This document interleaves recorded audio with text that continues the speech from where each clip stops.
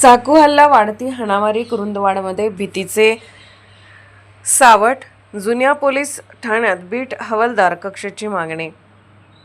कुरुंदवाड शहरात वाढत्या गुन्हेगारी घटनांमुळे नागरिकांमध्ये भीतीचे वातावरण निर्माण झाले असून 2 दिवसांपूर्वी एक नामांकित डॉक्टरवर झालेल्या प्राणघातक चाकू हल्ल्याने परिस्थिती अधिकच गंभीर बनली आहे.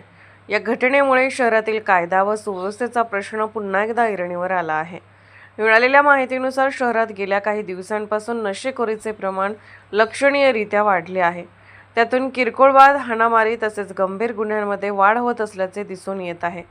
डॉक्टरांवरील हल्ल्यात ते जखमी झाले असून या प्रकारामुळे व्यावसायिक वर्गासह सामान्य नागरिकांमध्ये घबराट पसरली आहे.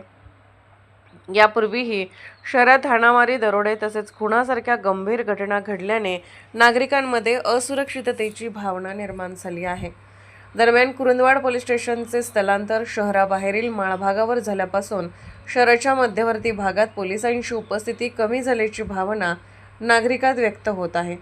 पूर्वी पोलीस ठाणे शहराच्या मध्यभागी असल्याने गुन्हेगारांवर पोलिसांचा वचक होता.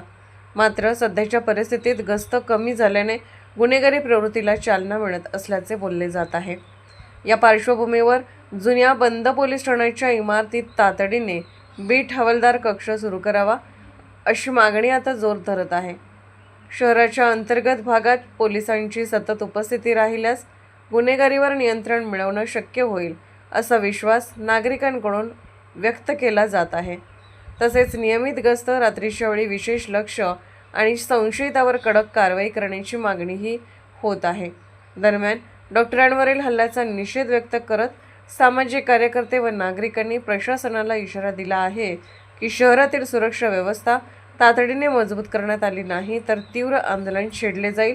या पार्श्वभूमीवर पोलीस प्रशासनाने परिस्थिती गांभीर्याने घेऊन तातडीने उपाययोजना करणे गरजेचे ठरत आहे. SK news Kurundwad, Suresh Kamble.